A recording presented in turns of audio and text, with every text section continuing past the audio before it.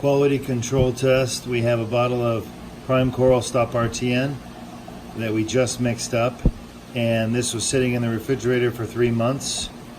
So we're going to see how effective it is at eliminating philaster. Here we have a urine cup containing a small branch of Acropora, this RTN, and we're going to pour some of the liquid into the petri dish and put it under the microscope. Take a look at what we see.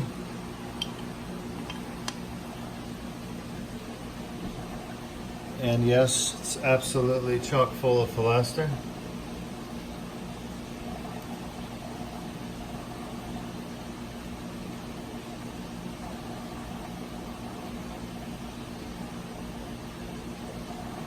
So this branch is approximately 10 centimeters cubed, and I would guess that there's probably about 25 to 30,000 philasters within it. So let's get the dip.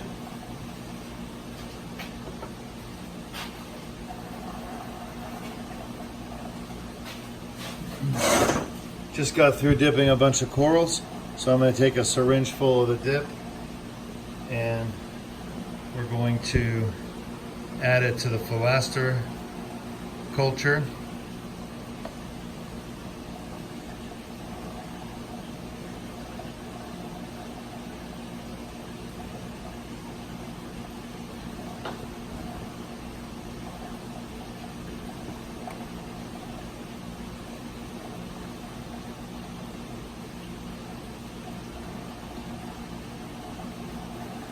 Already we see a lot less movement.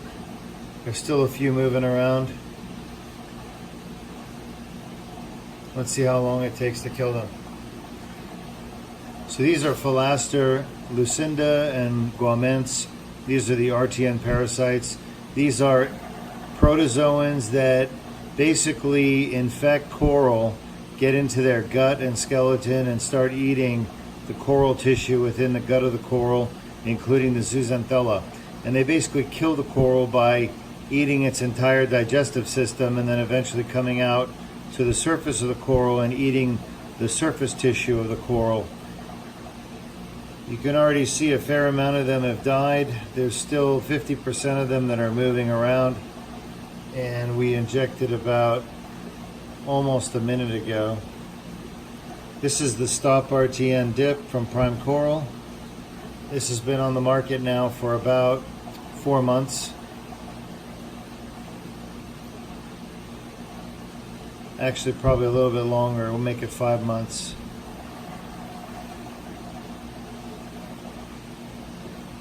I'm going to turn the light intensity up.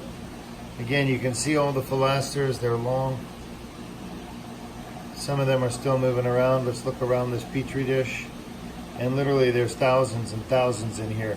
Now I used a sample of 2 milliliters of water. 2 milliliters of water from a pea cup that was holding a dying or dead Acropora that had just RTN. And overnight, all these philasters came out. You can see them. They're all the long, straight critters. And I'd say probably 80% are dead now. We added the dip about 2 minutes ago. The reason it's cloudy is the dip is cloudy.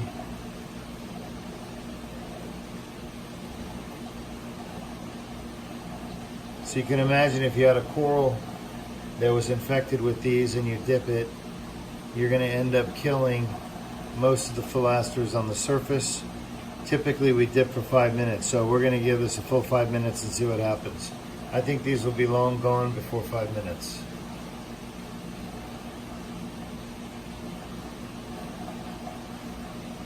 Quite literally thousands of them.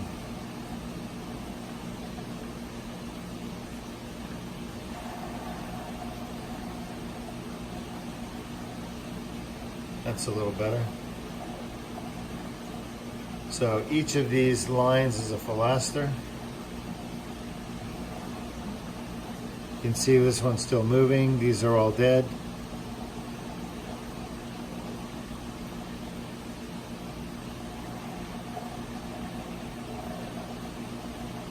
Remember, this is 2 milliliters of water. It's almost nothing.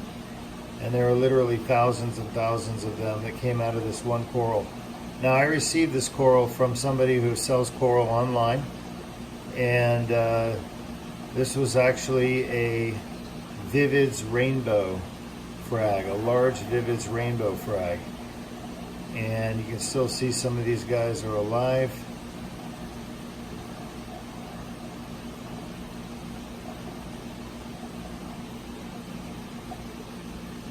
This is a large Vivid's rainbow frag, and